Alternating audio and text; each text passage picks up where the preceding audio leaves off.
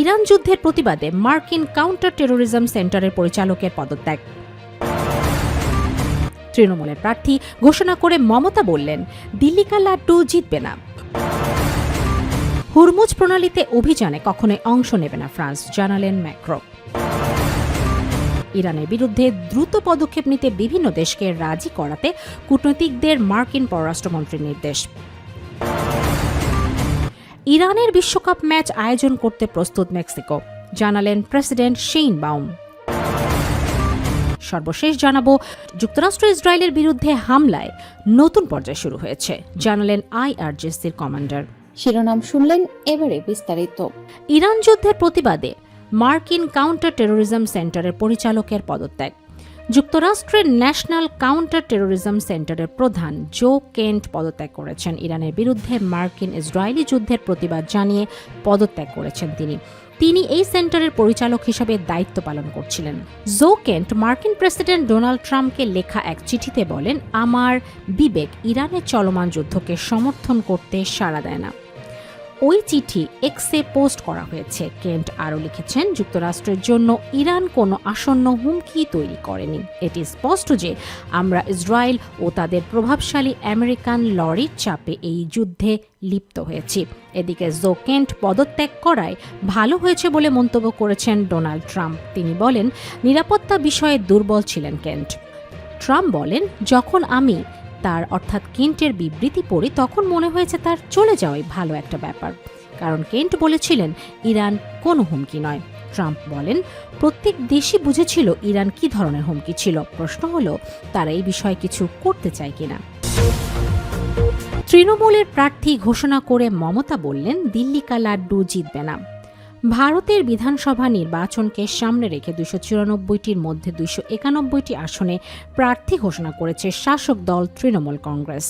মঙ্গলবার 17 মার্চ কলকাতার কালীঘাটের নিজ বাসভবনে আয়োজিত সংবাদ সম্মেলনের তালিকা প্রকাশ করেন দলটির নেত্রী ও মুখ্যমন্ত্রী মমতা বন্দ্যোপাধ্যায়। এই সময় উপস্থিত ছিলেন দলের সাধারণ সম্পাদক অভিষেক বন্দ্যোপাধ্যায়। দার্জিলিংয়ের বাকি 3টি আসন মিত্র দল ভারতীয় গোর্খা প্রজাতান্ত্রিক মোর্চার জন্য ছেড়ে দেওয়া হয়েছে। প্রার্থী তালিকা ঘোষণার সময় বিজেপিকে কড়া সমালোচনা করে মমতা বন্দ্যোপাধ্যায় বলেন, আমরা এবার 226টি আসনে জয়ী হয়ে চতুর্থবারের মতো সরকার গঠন করব। গত নির্বাচনে তৃণমূল 213টি ও বিজেপি 77টি আসন পেয়েছিল। 2021 সালে নির্বাচনের ফলের চেয়েও এবার বিজেপিরা অবস্থান তলানিতে যাবে বলে তিনি দাবি করেন। বিজেপিকে কড়া ভাষায় আমন্ত্রণ করে বিজেপিকে কড়া ভাষায় আক্রমণ করে নিজের জয়ের ব্যাপারে ব্যাপক আত্মবিশ্বাস ব্যক্ত করে মমতা বলেন, বিজেপি কেন মেঘনাদের মতো মেঘের আড়ালে থেকেই লড়াই করছে? সাহস থাকলে সামনে আসুন, প্রকাশ্যে লড়াই করুন। কেন্দ্রীয় এজেন্সি নিয়ে কলকাঠি নাড়িয়ে কোনো লাভ হবে না। তিনি আরও বলেন, boycott BJP, no vote to BJP. নির্বাচনের পর এই বিজেপির নেতাকর্মীরাই পোস্টার লাগিয়ে ঘুরবেন যে আমি বিজেপি করি না। তৃণমূল নেত্রী আরও বলেন, দিল্লি কা লাড্ডু জিতবে না, তাই তো ওরা ভয় পেয়েছে। SIR, নোটবন্দি ও গ্যাসের সংকট তৈরি করার জবাব এবার বাংলার মানুষ দেবে বলে তিনি উল্লেখ করেন। হুরমুজ প্রণালীতে অভিযানে কখনোই অংশ নেবে না ফ্রান্স, জানালেন ম্যাক্রো। ফ্রান্সের প্রেসিডেন্ট ইমানুয়েল ম্যাক্রো বলেছেন, ইরানের সঙ্গে যুক্তরাষ্ট্র ও ইসরায়েলের চলমান যুদ্ধের মাঝেই হুরমুজ প্রণালী সচল করার জন্য কোনো সামরিক অভিযানে ফ্রান্স কখনোই অংশ নেবে না। তবে যুদ্ধ শেষ হলে সেখানে নৌ চলাচলের স্বাধীনতা ফিরিয়ে আনতে একটি আন্তর্জাতিক জোট গঠনের কাজ চালিয়ে যাচ্ছে প্যারিস। মধ্যপ্রাচ্যের সংঘাত নিয়ে আলোচনার জন্য মঙ্গলবার ফ্রান্সের মন্ত্রিসভার বৈঠকের শুরুতে ওই মন্তব্য করেছেন ম্যাক্রো। তিনি বলেছেন, হরমুজ প্রণালী উন্মুক্ত করার কোনো অভিযানে ফ্রান্স কখনোই অংশ নেবে না। তবে ফ্রান্স এমন একটি জোট গঠনের প্রস্তুতি চালিয়ে যাচ্ছে যা যুদ্ধ শেষ হওয়ার পর নৌ চলাচলের স্বাধীনতা নিশ্চিত করতে পারে। ম্যাক্রো বলেন, আমরা এই যুদ্ধের কোনো পক্ষে নেই, তাই বর্তমান প্রেক্ষাপটে হরমুজ প্রণালী উন্মুক্ত বা মুক্ত করার অভিযানে ফ্রান্স কখনোই অংশ নেবে না। এর আগে সোমবার হোয়াইট হাউসের এক অনুষ্ঠানে মার্কিন প্রেসিডেন্ট ডোনাল্ড ট্রাম্প বলেছিলেন, তিনি ফরাসি প্রেসিডেন্ট ম্যাক্রোর সঙ্গে কথা বলেছেন। হরমুজ প্রণালী সচল করতে মিত্রদের রাজি করানোর বিষয়ে ম্যাক্রোর অবস্থানকে তিনি 10-এর মধ্যে 8 নম্বর দেন। এ সময় ম্যাক্রো শেষ পর্যন্ত যুক্তরাষ্ট্রের নেতৃত্বাধীন প্রচেষ্টায় যোগ দেবেন বলে নিজের প্রত্যাশার কথা জানান। জানান ট্রাম্প। তবে মঙ্গলবার ফ্রান্সের মন্ত্রিসভার বৈঠকে ম্যাক্রো হুরমুজ প্রণালীতে অভিযানে অংশ নেওয়ার সম্ভাবনা নাকচ করে দিয়েছেন।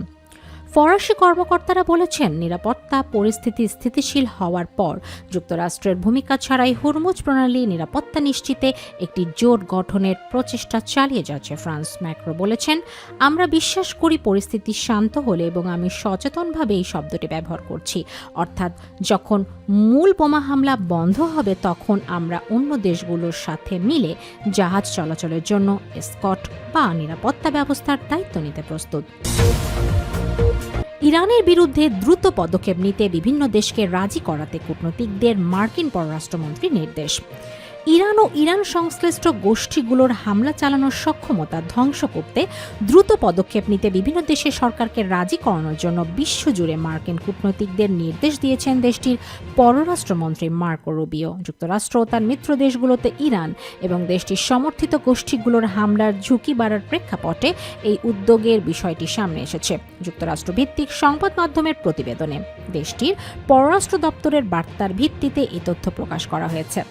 সোমবার 16 মার্চ মার্কিন পররাষ্ট্রমন্ত্রীর এই নির্দেশনা যুক্তরাষ্ট্রের সব কূটনৈতিক ও কনসুলার দপ্তরে পাঠানো হয়। আইআরজিসির তৎপরতা নিয়ে বড় উদ্বেগ শিরোনামের এই বার্তায় ইরানের ইসলামী বিপ্লবী গার্ড বাহিনীর প্রতি ইঙ্গিত করা হয়েছে। এই বার্তাটিকে স্পর্শকাতর তবে অতি গোপনীয় নয় হিসেব করে উল্লেখ করা হয়েছে। মার্কিন কূটনৈতিকদের বলা হয়েছে 20 মার্চের মধ্যে সংশ্লিষ্ট দেশগুলোর সর্বোচ্চ উপযুক্ত পর্যায়ে এই বার্তা পৌঁছে দিতে।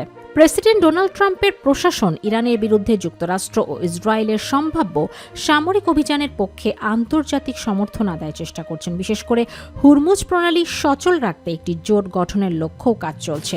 সোমবার প্রেসিডেন্ট ট্রাম্প জানান, এই কাজে সম্মত দেশগুলোর তালিকা শিগগিরই প্রকাশ করা হবে।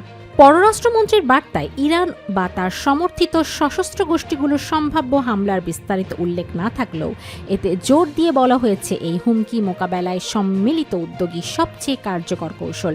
বার্তায় বলা হয়েছে, ইরান সরকার একক পদক্ষেপের তুলনায় সম্মিলিত পদক্ষেপের প্রতি সংবেদনশীল। একতরফা চাপের চেয়ে যৌথ চাপই তাদের আচরণ পরিবর্তনে বেশি কার্যকর হতে পারে। এতে আরও বলা হয়েছে, মধ্যপ্রাচ্য সহ বিশ্বজুড়ে ইরানের সন্ত্রাসী কর্মকাণ্ড বন্ধে যখন আন্তর্জাতিক মনোযোগ কেন্দ্রীভূত তখনই কার্যকর পদক্ষেপ নেওয়ার উপযুক্ত সময়, এবং এই সুযোগ হাতছাড়া করা উচিত নয়। এ বিষয়ে সংবাদ মাধ্যমটির পক্ষ থেকে জানতে চাইলে মার্কিন পররাষ্ট্র মন্ত্রণালয়ের এক মুখপাত্র বলেন, প্রেসিডেন্ট ট্রাম্প মধ্যপ্রাচ্যের শান্তি প্রতিষ্ঠায় মনোযোগী।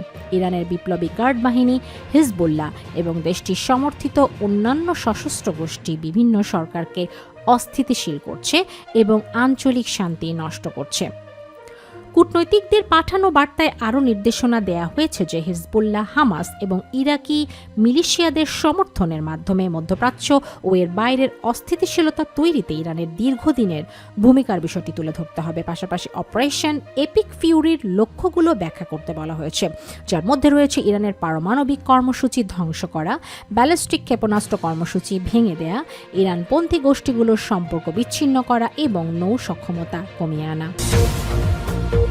ইরানের বিশ্বকাপ ম্যাচ আয়োজন করতে প্রস্তুত মেক্সিকো, বললেন প্রেসিডেন্ট শেইনবাউম।